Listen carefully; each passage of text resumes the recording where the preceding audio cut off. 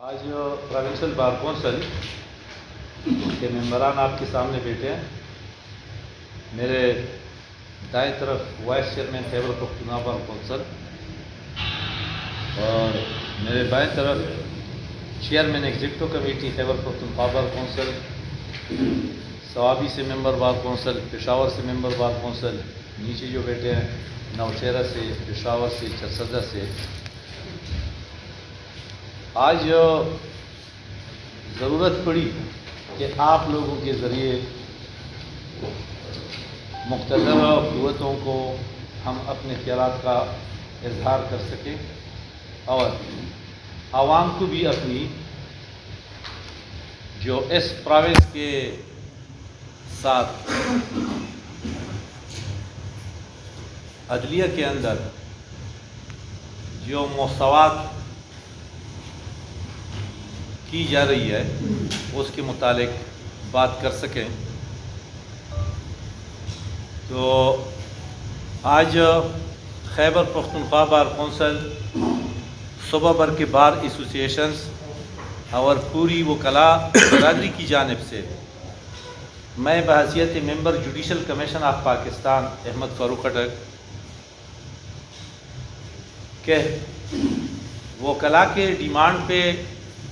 Constitution میں 18ویں ترمیم کی گئی، جس میں ججز کی ایلیویشن کے لیے ایک طریقہ کار وضع کیا گیا، مگر بدقسمتی سے 18ویں ترمیم کے اندر کچھ نہ کچھ توازن برقرار تھا اور سپریم کورٹ کو اس وقت بھی یہ ناگوار گزری اور ایک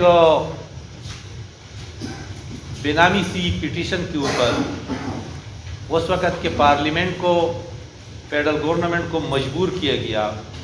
کہ وہ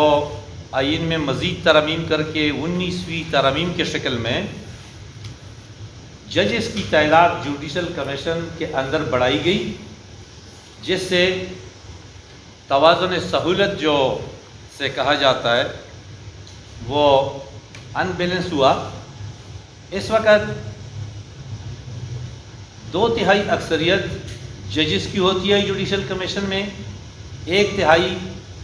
میں federal law minister, provincial law minister, attorney general اور پروونشل ممبر جوڈیشل کمیشن۔ تو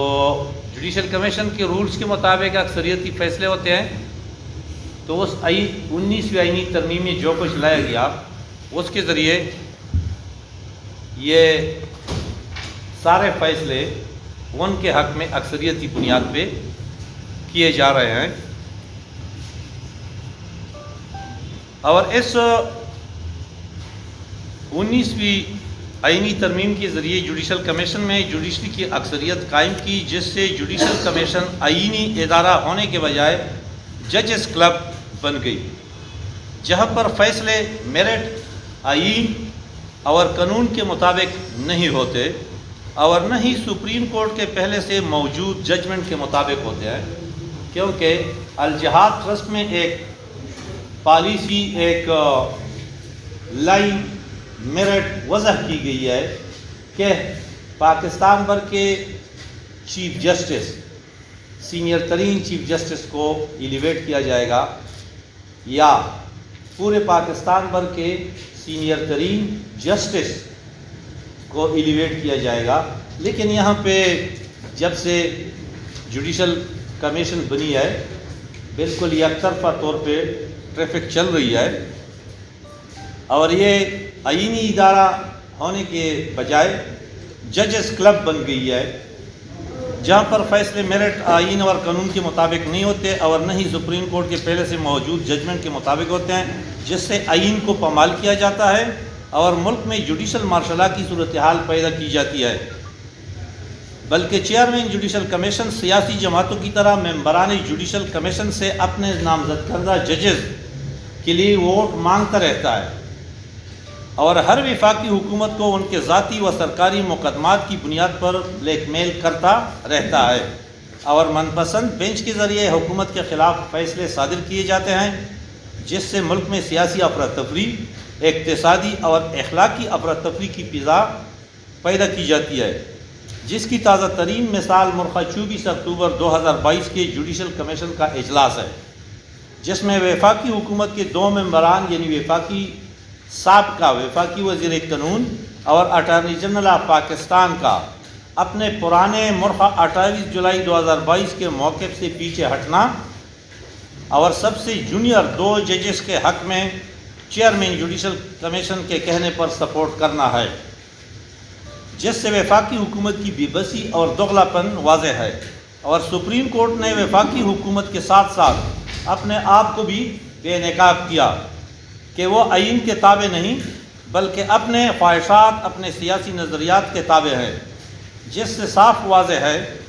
کہ جوڈیشل کمیشن کا یہ اجلاس آئینی اجلاس نہ تھا بلکہ فکس میچ تھا۔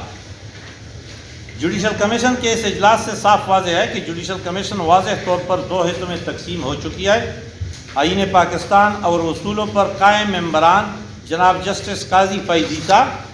جناب جسٹس سردار طارق،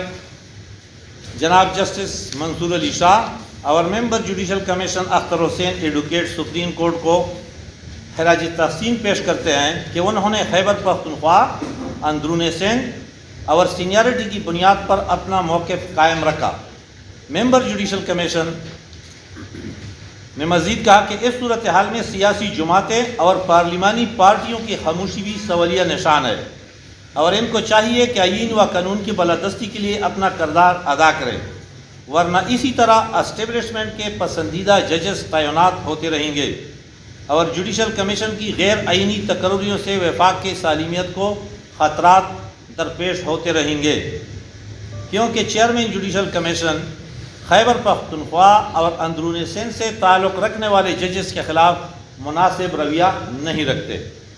اور ان کو سینیارٹی کی بنیاد پر بھی نامزد نہیں کیے جاتے، اور نہ ہی کوئی نمائندگی خیبر پختونخوا یا اندرون سندھ کو دی جاتی ہے۔ آئین پاکستان میں سپریم کورٹ سارے پاکستان کے لیے ایک ہی فیڈرل کورٹ ہے، جس میں نہ تو کسی صوبے کی بالادستی قائم کی گئی ہے اور نہ ہی کسی صوبے سے ججز کی تعداد رکھی گئی ہے، مگر اب عملاً جب سے جوڈیشل کمیشن آئین میں متعارف ہوا ہے تب سے صرف اور صرف اپنے لاڈلوں کو نامزد کیا جاتا ہے، جبکہ یہ معاملہ صرف کسی جج کا نہیں بلکہ سپریم کورٹ کے عزت و وقار کا ہے۔ موجودہ صورتحال میں عوام، سول سوسائٹی، سیاسی جماعتیں اور خصوصی طور پر وکلاء برادری کا جوڈیشل کمیشن آف پاکستان سے اعتماد اٹھتا جا رہا ہے۔ جس مقصد کے لیے وکلاء نے قربانیاں دی تھی، غیر جانبدار اور آزاد عدلیہ کے لیے وکلاء نے اپنے جانوں کی قربانیاں دی تھی، مگر افسوس سے کہنا پڑ رہا ہے کہ وہ ادارہ اب ایک آزاد و خود مختار ادارہ نہیں رہا، بلکہ ججز کی تعیناتی میں سینیارٹی کو نظر انداز کر کے سپریم کورٹ کے اندر گروپ بندی تشکیل دی جا رہی ہے، جس کا واضح مثال خیبر پختونخوا کے سینئر ترین چیف جسٹس و دیگر سینئر جسٹس صاحبان کو نظر انداز کرنا اور اندرون سندھ سے سندھی زبان بولنے والے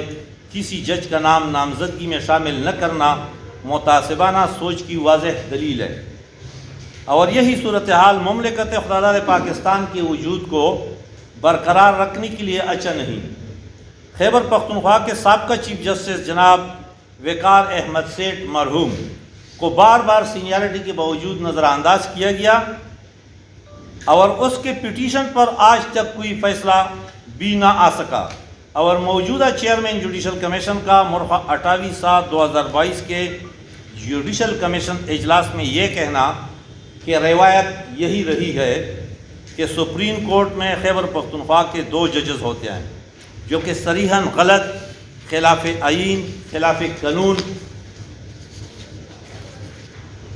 اور سپریم کورٹ کے اپنے فیصلہ جات کے منافی ہے، کیونکہ مختلف اوقات میں خیبر پختونخوا سے 4 ججز بھی تعینات رہے ہیں اور زیادہ تر 3 ججز بھی تعینات رہے ہیں، جبکہ اس وقت صرف 1 جج خیبر پختونخوا کا سپریم کورٹ میں موجود ہے۔ خیبر پختونخوا کی وکلاء برادری چیئرمین جوڈیشل کمیشن اور ممبران جوڈیشل کمیشن سے مطالبہ کرتے ہیں کہ جوڈیشل کمیشن کے رولز میں فوری طور پر ترمیم کی جائے اور آئین پاکستان اور الجہاد ٹرسٹ فیصلہ پر عمل درآمد کروا کر پاکستان بھر سے سینئرٹی کی بنیاد پر نامزدگیاں فرمائی جائے، اور ساتھ میں حکومت وقت سے بھی مطالبہ کرتے ہیں کہ آئینی ترمیم کے ذریعے جوڈیشل کمیشن میں تبدیلی فرمائی جا کر سپریم کورٹ کے ممبران کی تعداد کم کر کے وکلاء برادری کی تعداد بڑھا دی جائے۔